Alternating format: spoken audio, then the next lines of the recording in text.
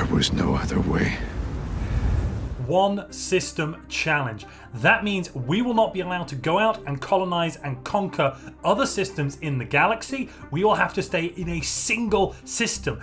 I don't know if this is even possible. I don't even know if we can get there, but we're going to attempt to get from the start of the game all the way to the very end of the game, to the end game crisis, and defeat it, all the while only owning our home system. Not just that, we are of course going to throw in a little splash of roleplay, and by splash I mean a whole bucket's worth. We'll be trying to play in the constraints of this challenge and roleplaying at the same time. It is going to be pretty wild. So stick around to find out if this is even possible, if you can actually play Stellaris the whole game whilst only owning a single system. We will of course be allowed to venture outside of our solar system to explore the rest of the galaxy, make friends, potentially make some enemies, and generally have a lot of fun out there. But if you're not satisfied with just this galaxy and you'd like to explore a unique galaxy filled with rich detail, then you might want to look at today's sponsor, Infinite Galaxy. Take direct command of a warship to play the Ace Strike mode. In Infinite Galaxy, you'll be commanding your own starbase. And from the command center of your starbase, you'll oversee everything.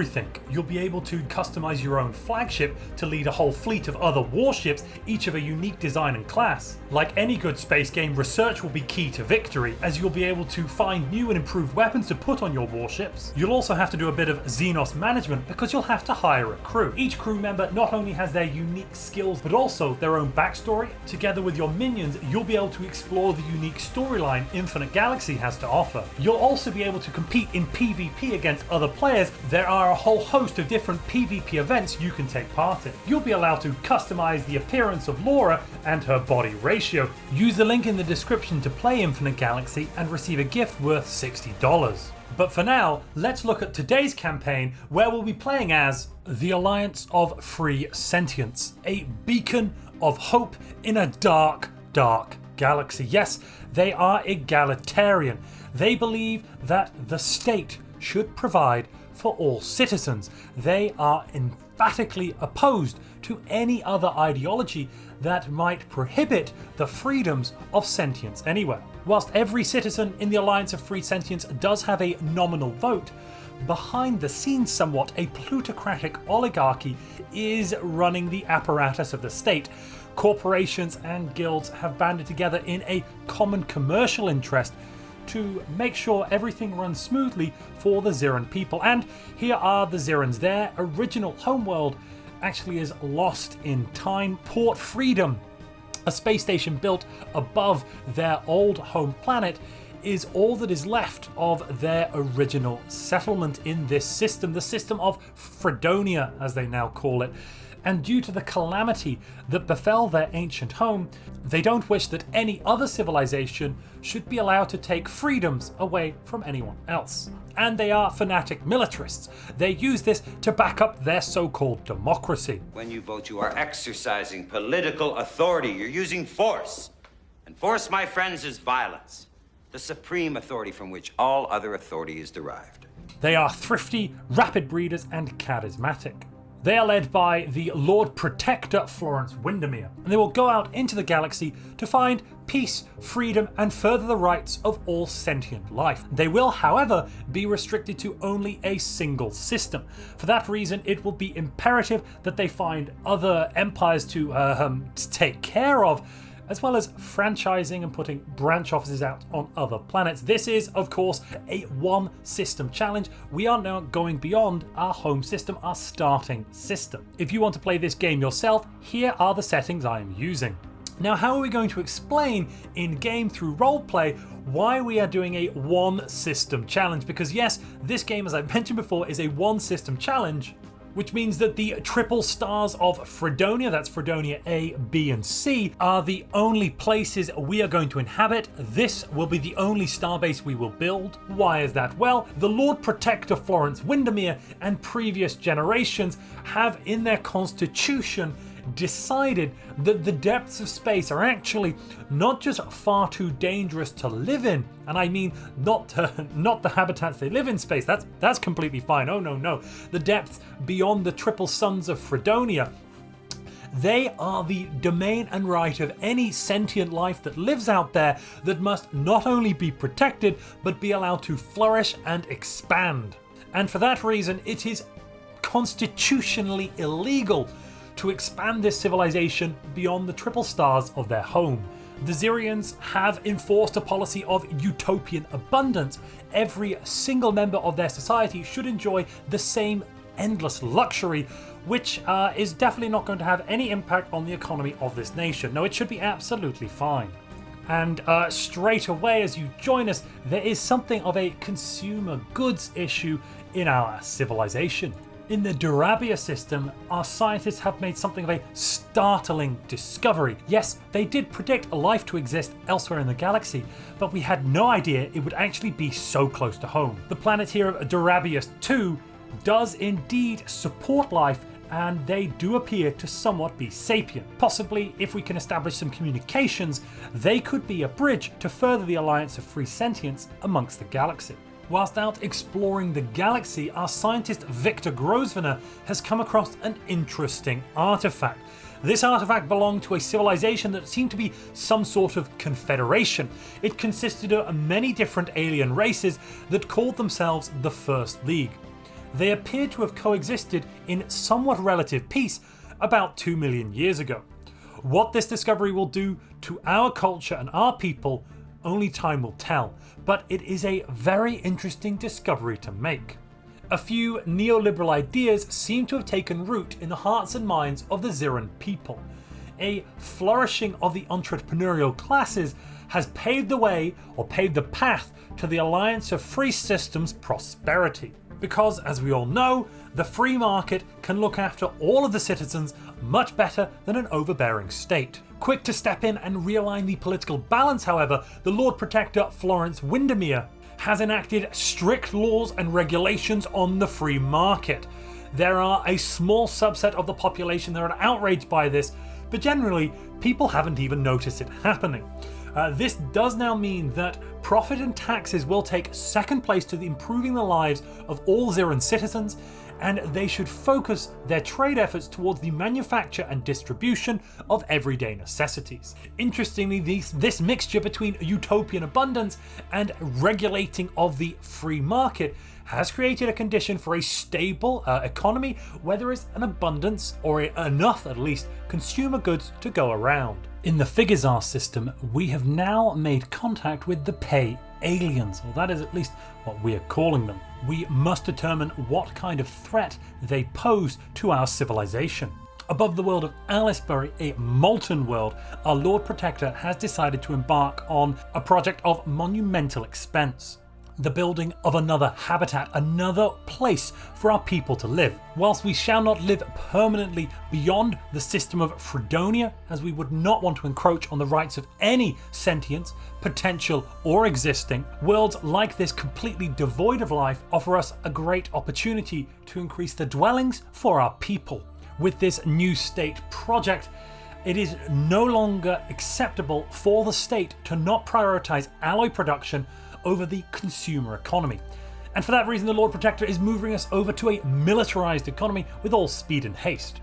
And above the gas giant Opalmouth, another habitat has been commissioned by the Lord Protector before even her first project has been completed.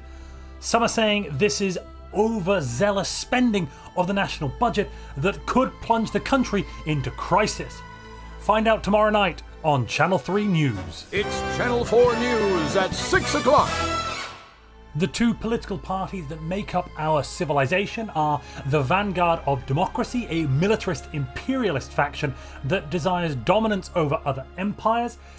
Balancing that is the Citizens Front, a progressive egalitarian faction that desires non-discrimination within existing social structures and dislikes non-representative forms of government. At the moment, the Lord Protector Florence Windermere is the leader of the Vanguard of Democracy, and that could change everything in the balance of this civilization. The first true rival empire we have found, the Rukai Hive. The nature of these ineffable and quite frankly unfathomable aliens is that they are a hive mind. We don't quite understand what that means. We want to promote our egalitarian virtues and ensure liberty and democracy, but we're not quite sure how to do that here. With the discovery of the Rukai hive, we now have an election on our hands. Florence Windermere, leader of the Vanguard of Democracy, current Lord Protector, is the frontrunner. However, the Citizens Front, Governor Winston Windermere, which ironically is the brother of Florence, both stand in good stead to win this election. They have instead elected Hubert Wyndham, leader of no party in particular, to be the next ruler, the next Lord Protector of the Alliance of Free Sentients. Hubert Wyndham has said no more to the large, egregious building project that have saddled this nation with debt unimaginable. Instead, he's going on a different kind of building spree. All those alloys are not going to be building new dwellings, but they will be building a defensive protection force ready to protect themselves and protect anyone else that might fall into the clutches of the possibly devious Rukai hive. I need it for protection. I need to protect me. I need to protect my family. Harriet Grosvenor, who did actually complete first contact with the Rukai hive, has been placed in a deep undercover position, gathering intelligence on this ineffable alien. We have been able to find out they have equivalent fleet, equivalent economy, and equivalent technology to us. This means they should be ripe for coming under our protection.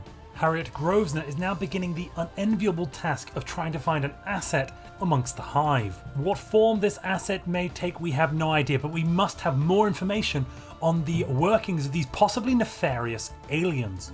To our north, we have made contact with aliens that finally we can understand. Will you have a cup of tea? Will you apologise for your Would you comment? like a cup of tea?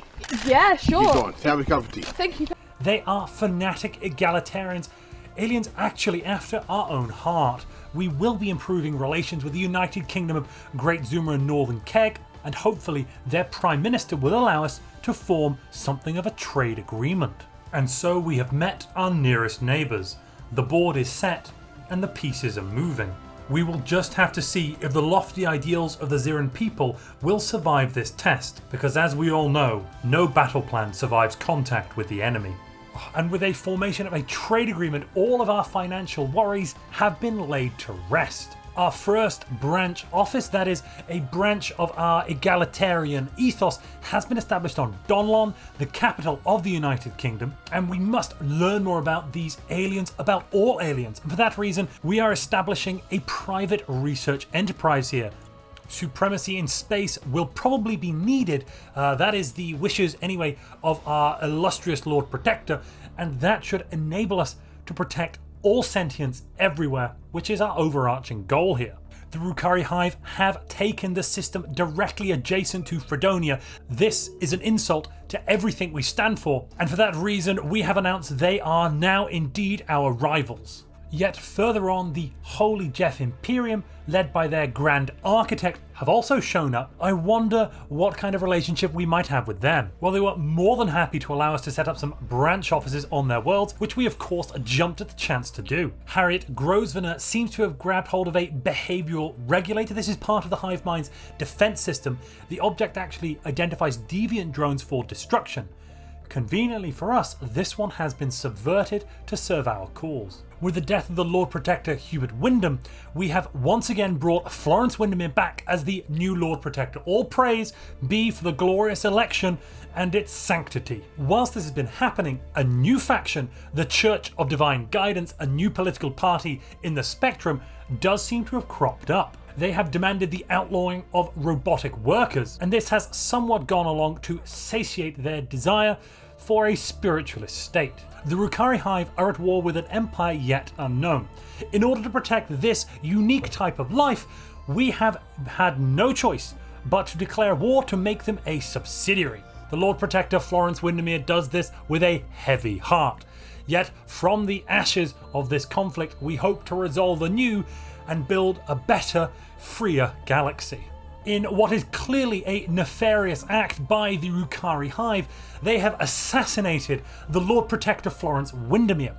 This warrants nothing short of a campaign of untold aggression against this hostile race. The new Lord Protector Walter Bork, who has come in on a platform of fleet expansion, shall not rest until we have once again secured peace in our time. But where will this new path lead? Walter Bork may have the full support of the Zirin people, but building a fleet like this, a weapon like this, will give him absolute control over the entire nation. As we all know, absolute power corrupts absolutely. In the year 2241, we actually met enough of the other civilizations in the galaxy to begin the formation of a galactic community. This should prevent the lawlessness that has so far plagued us to be set aside. Rules and regulations should come in to allow an easier and freer way to trade. Whilst we are attempting to take apart the Rukai hive, the Stellaris compilers seem to have got there first, a catalog index which is about as nefarious as it sounds. Well, we have achieved victory over the Rukai hive. They are now a subsidiary under us, though vastly diminished. Right on our border at the old Rukai capital is a massive concentration of Stellaris compiler ships, yet at the present moment we do seem to have a higher fleet power than they do. And if you're enjoying this video, please liberate that like button. The Lord Protector's admirals are desperate, and I mean absolutely desperate, for him to launch the offensive immediately, as this may be a once in a generation chance to knock out the local driven assimilator. We've of course provided the Rukai hive with a plethora of consumer goods to help them out in their time of need, because I assume these guys need some iPads. And without any further ado, we're declaring war on this bug-like threat. In this grave hour, perhaps the most fateful in our history, for the second time in the lives of most of us, we are at war. This first engagement will be the most crucial, and we've actually managed to only hit one fleet, but the other fleets are now joining the fight. Only time will tell if our forces are actually strong enough to vanquish this great threat. Thankfully, due to the skilled leadership of Benedict Arkwright and our other admirals, we have actually won the day here at Rukai. And we've engaged another hit-and-run battle here with the Stellaris. It is a great back and forth. We have lost a couple of engagements, but overall we are pushing them back and maintaining the safety and sanctitude of Fredonia. Striking deep into the heart of the Stellaris systems, we've achieved yet another victory in the Tavanda system. We are now almost a stone's throw away from the heart of this infestation of darkness, Ubas. Ubas, or the Tekka's planet, is the final nail in the coffin for these driven assimilators. If we can take them out here, if we can defeat them at their heart, they should never again be able to rise up to challenge any other empire in the galaxy, and therefore take away our freedom, liberty, and justice. Our war exhaustion is very high. We're at 100%. Our people do indeed falter, but we have taken Ubas. We have wrested it away from their machine intelligence. Now that we have actually won this war, we must go about dividing up this territory and giving it back to the people they have acquired. Who are these people, I hear you ask? Well, they are the Pelismus, cybernetically modified by the evil Tekarius, but soon they will have their freedom, as they are egalitarian just like ourselves. This stands as a clear warning against the evils of automation and machine intelligence. To the far south, the Pelismus bloc, a military junta, has formed in the heart of the old Stellaris domain, whilst the northern territories have become the Pelismus Union. We will help to guide both of these civilizations as they make their first faltering steps back into the stars. And to ensure the continuity of these two new empires, aid agencies are being established on their capitals to provide assistance wherever we can. The Stellaris compilers have finally come pleading to be helped and given a chance in a new era of liberty and justice. We will of course be allowing them into our domain.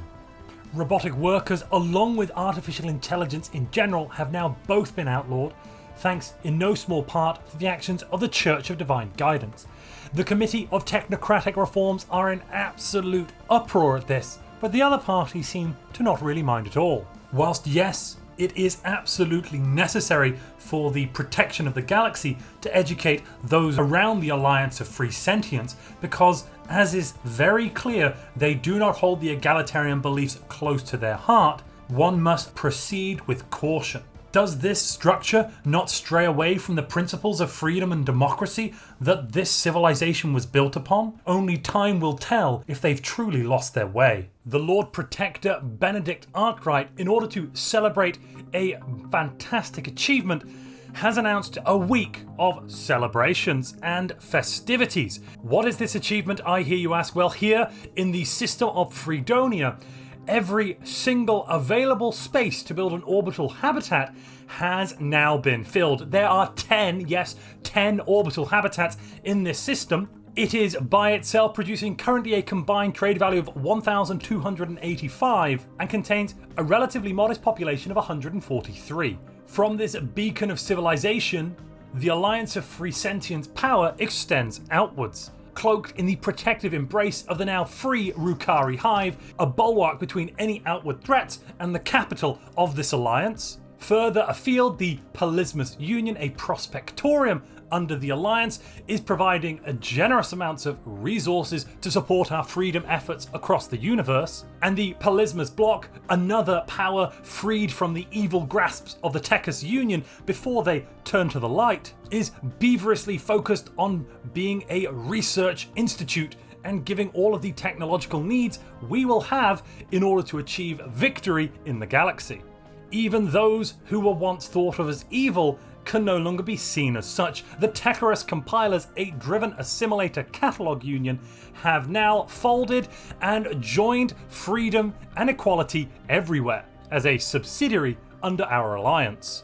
But there is definitely trouble on the border. To the southeast, the Grolferp hegemony, a despotic hegemony filled with such evils as Overlord Kuseg I, are apparently neutral towards us. But the Lord Protector Benedict Arkwright will not let the question, should we be free, go unanswered anywhere.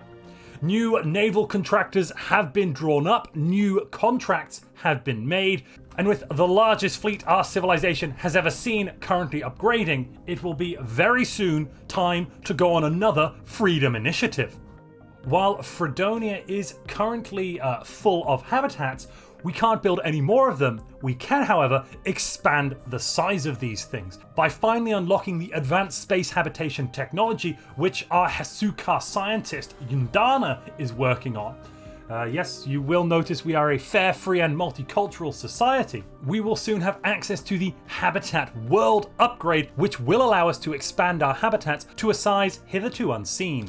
And yet trouble brewed in the Alliance administration, in the very heart of government itself. Drunk on the power, drunk on the success of the campaigns to the south, of the apparent indoctrination and rehabilitation of the species around them, they look to extend the authority of the Alliance and create a supranational body. The Holy Jeff Imperium, though they have been led far astray for a very long time, they are a feudal society and a feudal empire. Through fierce negotiations with their leader, Grand Architect Jeff, they have agreed to form the Freedom Front. Together, we will bring freedom to every corner of the galaxy. A new era of interstellar commerce, freedom, has begun. Unfortunately, within days of forming the Freedom Front, the Holy Jeff Imperium has decided to leave it. I'll be here when you get back. Not coming back, Chief. What that could mean for the future of freedom everywhere, I do not know, but it is a deeply, deeply saddening moment. Jeff is no longer by our side. We no longer have a commercial alliance with this party. To honor and celebrate the success of the new Freedom Front, the capital, Port Freedom, will now be upgraded into a habitat world. Now that we have a federation, it does seem like the time to offer any military conflict terms to our subjects, protectorates, friends, given that, well, they don't seem to realize federation law supersedes contract law. In order to further our crusade for democracy, we have established, at the behest of our Lord Protector, the Cerberus Spearhead. This is a state-of-the-art security service which will, yes, you've guessed it, privatize freedom. I have successfully privatized world peace. Our embassy has been withdrawn from the Grolthorpe hegemony, and now we do declare war right across the stars. In a unanimous move, the entire Freedom Front have voted yes on this declaration of war. The Black Tide and Tsunami are both attempting to attack deep into Techerist compiler territory. Fortunately, our legions, our soldiers are en route at the moment. Hopefully we can engage them here in the trinary system of Setuov. Opening fire, and that is a massive salvo there. The Admiral in command, Admiral Margaret Primrose, has been promoted to Grand Admiral of the fleet. In come the Grolthorpe hegemony fleets again, pushing into Techerist space. But there's no need to worry, our boys are there to save the day once more. Following their mighty defeats to our fleets, the Grolthorpe hegemony have sued for peace and been humiliated. Though this does leave them in a position with quite a weakened fleet, and definitely in need of protection. In order to protect the Grolthorpe and help them find a new way to live outside of their hegemonic ways, we have offered them subsidiary status to our empire. With that, the Freedom Front expands eastwards. On the Grolthorpe homeworld, the Ecumenopolis of Grol, a terrifying discovery has been made.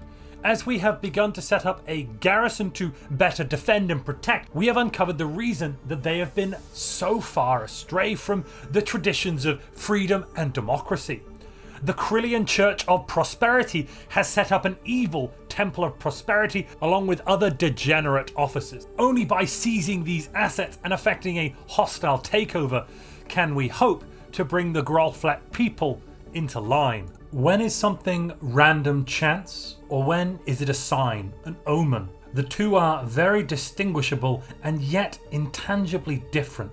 These are the questions now that are pondered highest and foremost in the minds of those leading the Alliance of Free Sentients, and yet soon they may have answers. What the future holds is a mystery, yet the deep past does apparently has some clues as to the direction time might flow in. Having recovered a great deal of First League artifacts, our scientists on Port Freedom have actually managed to deduce the location, the exact galactic coordinates of this previous center of the galaxy, Fen Habanis. Interestingly, the once home of the galactic community of the Galactic Republic, the First League, lies just west of our capital, Fredonia. What greater omen could there be of our manifest destiny to lead all free peoples of the galaxy than this sign right here?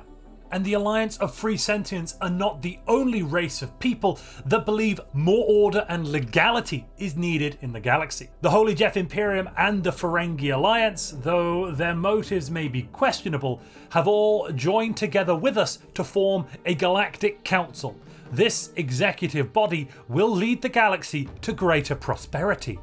Or at least they'll try. The Lord Protector Beatrice Spencer, the champion of the people, has ordered the envoys of the Alliance to use all of their emergency powers to put administrative oversight directly on the council floor.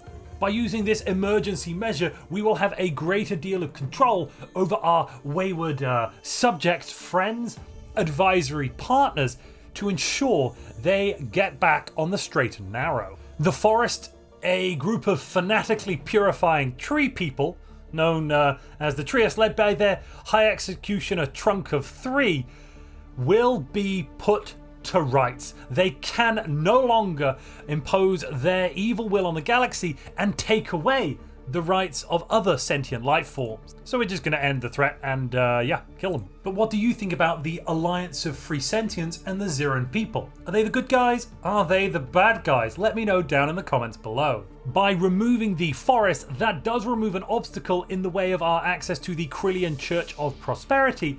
And once we have access to the Krillian Church, we will then be able to seize their assets in a hostile takeover, thus safeguarding the souls of the people on Grol.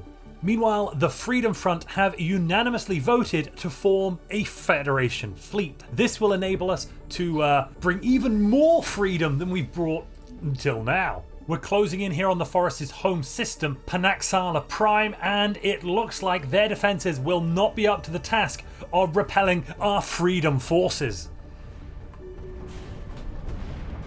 And just as we liberate these worlds, this is the world of Triumph, full of the freest people who have been so graciously liberated from the Trias fanatic purifying cult. Ignore this word here. This is they're slaves to freedom. Now, no, this is a minor technical logistical issue that the Grolflurp hegemony they just haven't quite moved beyond some of their more primitive instincts, but we are helping them. No sooner have we freed the Trias people here than the subversive Krillian Church of Prosperity has set up a branch office ahead of us. This cannot stand. We have issued a declaration of rivalry, and we are about to prepare for a declaration of war. With the fall of the Forest capital, they have now sued us for peace, and we have accepted. We have brought peace and freedom once more to the galaxy. But first, we should probably seize a couple of assets. Freedom isn't free. No, there's a hefty fucking fee. The Zelvan Shard have apparently awoken and now become the Zelvan Reclaimers. This could spell a time of unprecedented turmoil, with these increasing threats on the horizon. To the north, the Fallen Empire has awoken, and to the east, we are now at war for a corporate reason. The Lord Protector Beatrice Spencer has commissioned the creation of a Gene Warrior army in the name of freedom and enlightenment for obviously all peoples. Gene Warriors, we're making lots of Gene Warriors, do. Though this honor is of course reserved only for the Zirin bloodline. No need to muddy the waters, so to speak. In some ways, this was the very height of Zirin society, the apex of their power. They believed themselves unassailable. They no longer feared the other sentients around them. They believed their mission in life, their purpose to bring freedom, democracy, egalitarianism to all corners of the universe, to all corners of the galaxy, could not be halted. The word manifest destiny isn't used enough yet here, and yet there might still be events that could prevent them fulfilling their ultimate purpose. Freedom isn't free, and they would soon learn the true meaning of that. We are bringing the Krillian Church of Prosperity under heel.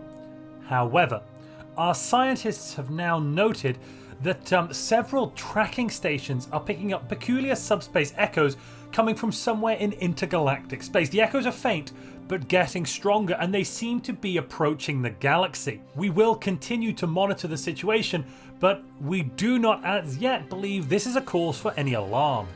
The strange subspace echoes we detected in intergalactic space recently are now approaching the outer rim of the galaxy. Several small contacts appear to be racing ahead of the main body of echoes towards a number of rim systems. But don't worry, our scientists will continue to monitor and update you on the situation as it unfolds. Currently, the breach point, as it were, is part of the old Tecarus compilers, what is now the Pelismus block. A large amount of trade and resources do flow from this area towards us. We are being assured there is no reason for alarm. And we're getting a transmission coming in right now.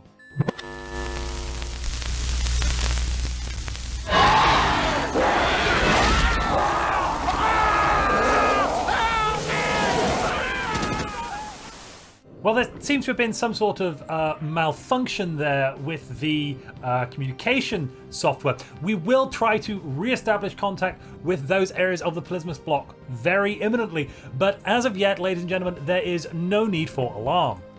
Several outlying systems in the Pelismus block have now gone dark. They are no longer transmitting anything to us, but we are sure this is just a technical malfunction with their audio recording equipment. In other news, our brave forces in the Krillian Church space are continuing to win. Victory on all fronts. Nothing but good news coming through the Comcast. Communications with the Tekka system have now failed. There seems to be some sort of blanket failure in our communications sweeping across the southern fringes of the free sentient space. The latest planet to cease communicating with the rest of the galaxy is Tollsborough in Pelismus space. Experts assure us the rumbling we are getting from this planet is definitely some sort of audio malfunction, and that is why we're hearing that on the subspace bands.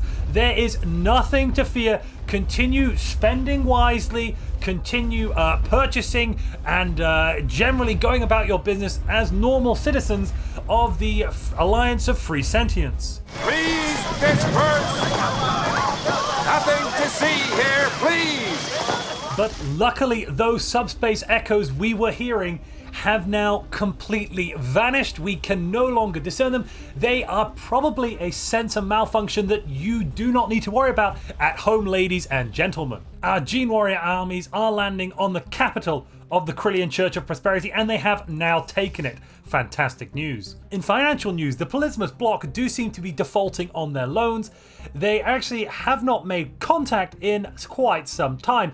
We believe the government has gone into a hiatus to discuss the current crisis unfolding with the communications issues across their worlds. Meanwhile, in the galactic community, the issue of workers' rights is being discussed feverishly. Victory over the Krillian Church of Prosperity has given us access to a whole host of new branch offices, which will be a fantastic economic opportunity. The Holy Jeff Imperium has decided it is no longer reasonable to stand apart from the Freedom Front. They have agreed to join us, join the Alliance of Free Sentients, extending the reach of our union right across the galaxy. The communications issue has now spread to the Polysimus Union, that is our Prospectorium. We're no longer receiving any communication from their central government either. I have no idea what could be the matter, but hopefully everything's all right. A delegation from the Polysimus bloc here to our south has reached the capital, and they are stark raving mad. We've had to put them in an insane asylum because they are raving about monsters and space aliens and things eating them in the dark. It is completely nonsensical. Ah yes, Reapers. The immortal race of sentient starships allegedly waiting in dark space. We have dismissed that claim. The communication issues are getting worse and worse. We've actually sent a flotilla. We are sending a flotilla of military ships over just to help them and assist them in their time of crisis here. Meanwhile, our Stellarium has completely reneged on all of their promises and all of the things they told us they would give us. We haven't had a single scientific breakthrough sent by them in quite a while. In fact, we are not even sure if they know how to pay tax anymore at all. A task force sent out to uncover the nature of this communications issue has now come into contact with what can only be described as an abomination. What our scientists are calling the Praetorian Scourge or Praetorian Swarm are now moving across space. That is the reason for our communication blackout, and we can only hope that our subsidiaries, our lessers, have been able to survive this onslaught on their worlds. At this time, we have decided that in the interests of liberty and egalitarianness, every world should be allowed to stand on its own merits. And for that reason, all military forces are moving back to Fredonia to defend our capital. Freedom isn't free. And of course, the Nagadi Archivists, a fallen empire, have decided this is the perfect moment to attack the Alliance of Free Sentients. Well, good luck to them. In order to combat this massive new threat to our sovereignty, our scientists have designed a new type of ship, the Terrorizer class menacing destroyer. This, rather than using the conventional alloys, is built of substandard minerals, but that does mean we can produce more of them than any other ship class. We don't seem to be getting anything from the Prospectorium and Stellarium. They don't seem to be providing any resources. One can only assume they're busy fighting off the Praetorian Scourge on our behalf. Yes. And we've got a Praetorian fleet of 1.2 million moving to the Fredonia system. Here we go, ladies and gentlemen. This is not a drill. Repeat, this is not a drill. We're on the edge of our space. We should probably go and engage them.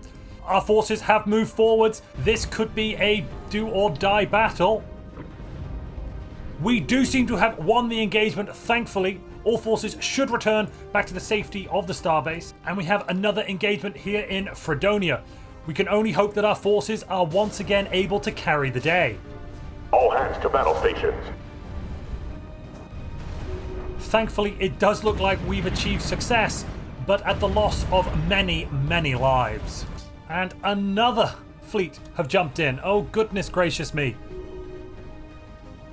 Due to the wanton aggression of this new enemy, the Praetorian Scourge, the fallen empires around us, and the other civilizations in the galaxy, the Lord Protector Beatrice Spencer, in an emergency session, has declared the treaties that bind the Freedom Front together to be in abeyance. Yes, we have dissolved the Freedom Front, and in fact, the Council met and unanimously voted that it is impossible for any sentient life form in this galaxy, other than those already in the Alliance of Free Sentients, to be a liberal democratic nation. And for that reason, we are going to explore other possibilities, other worlds, other universes.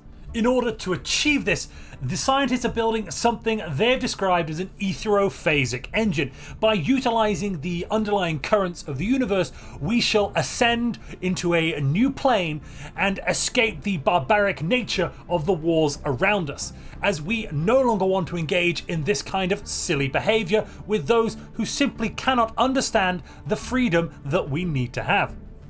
With those who simply cannot understand and do not care for our democratic and free ways. Our bulwark, the Rukai Hive, are reaching out to us and asking us to provide aid and assistance. Well, for now though, they are on their own. In order to harvest dark matter to improve our etherophasic engine and build it up to scratch, we will have to remove that dark matter from stars in the galaxy. Luckily, our neighbour, the United Kingdom of Great Zuma and Northern Keg, has an abundance of stars. Welcome, ladies and gentlemen, to a concept we call galaxy forming.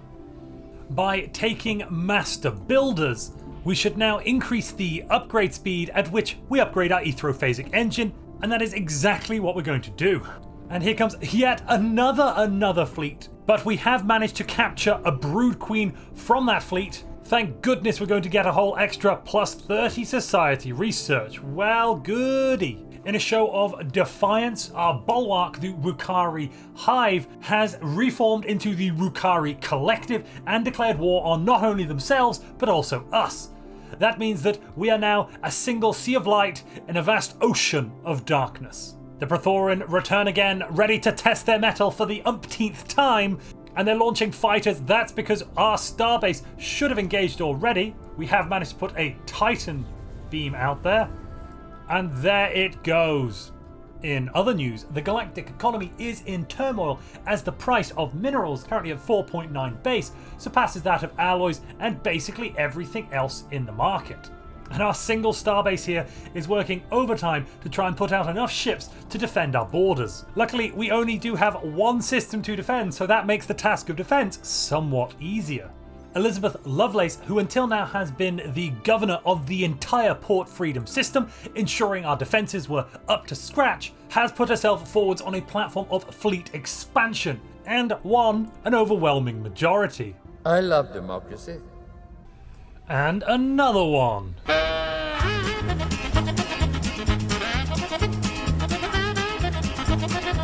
I'm pretty sure we are pretty much single-handedly exterminating the Praetorian by just sitting at home and minding our own business. It's as if they have a vendetta against us. The first phase of construction is now complete. We have some panels on our engine, but we must gather more dark matter in order to escape and ascend this reality.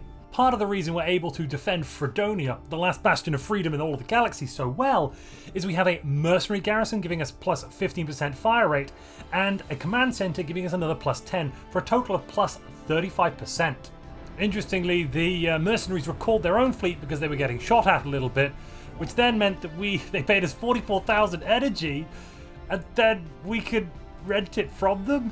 Now for 22,000 we can rent off the fleet back from them, so we just made a nice tidy profit of 22,000. They can give us a lovely plus 15% here to damage to Praetorian creatures, which we're obviously going to go for, as we do want all the support we can get from any member of the galaxy that is honourable, just like ourselves. As we complete the second stage of the Aetherophasic engine and prepare to move on to the third, we are starting to suffer some energy credit deficits. What is this? Why are we having this? And what is going on? Well, most of our income used to be coming through branch offices. Unfortunately, a large number of our branch offices are being shut down due to the unscrupulous behavior of the people on the branch offices. For instance, here, they have behaved terribly and are no longer honoring their debt obligations. Apparently, our experiments into breaching the Shroud, which is our current escape method for this entire calamity, have made it into something of a state of turmoil. There, across the galaxy, a whole load of entities are popping up. Luckily, not in our space, so that is down to the free market to work out, I believe. Interestingly, the fleet recall seems to have happened again, giving us yet more energy credits. We've hauled the taking of sentient life. However, sometimes the needs of the many outweigh the needs of the few. And in this case, the planet of Gol, with a population of 72 pops, unfortunately turns out to be the few, while we are still the many. Oh no. No. And unfortunately, that is the second Star Eater to have fallen victim to the Scourge. We will rebuild, we will build a new Star Eater and continue the quest. Our economy is starting to buckle under the weight of these continuous assaults, whilst we are putting so much towards this Aetherophasic engine. I am unsure whether we will actually be able to continue to survive at this rate if their attacks do not slow down. With the end of the Nagyari Archivists, the fallen empire over here that did declare war on us, that is one war we won't have to worry about anymore. Unfortunately, Toric Mog and Vipella both had to be sacrificed for the greater good. Only a few more panels need to be nailed to this darn thing, and we will finally be free of this wretched reality with so many hegemons and basically bad guys, you know. I mean, that's the thing here. We're just so darn good. Very soon, our second of the new Star Eaters will be built. We do need to acquire another 40,000 dark matter, so there's quite a few stars around us I can see that would be excellent targets for cracking. And once we've done that, we will finally be able to ascend. Unfortunately for the starbase, the regenerative properties of our Borg cube here are unsurpassed. It continues to regenerate its hull points and armor much faster than the Onslaught can even attempt to damage it, and that's why we're going to keep winning. Apparently, the United Kingdom of Great Zuma and Northern Keg are the current galactic custodian. How they managed to custode, given that almost all of their systems are now gone, is beyond me. A long time has passed since the beliefs that allowed the Zirin people to flourish, their sense of egalitarianism, their freedom, their democracy were first established. Oh, how their ancestors might weep on the acts of their current generation, for they had managed to explain away the violent and vicious crimes they were perpetrating throughout the galaxy. They believed, they really did deep down, that it was all in the name of freedom. It was all in the name of achieving something that they no longer believed was possible.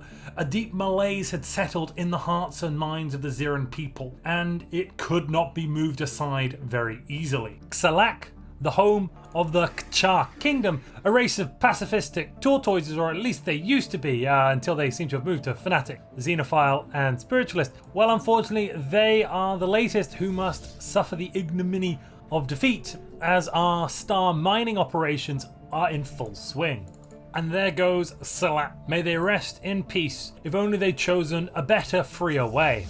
It does seem like we are the only race actively fighting the Scourge in the galaxy, though. We've killed 1,426 ships, and the rest of the galaxy only 55. Truly, we are the protectors of freedom and democracy everywhere.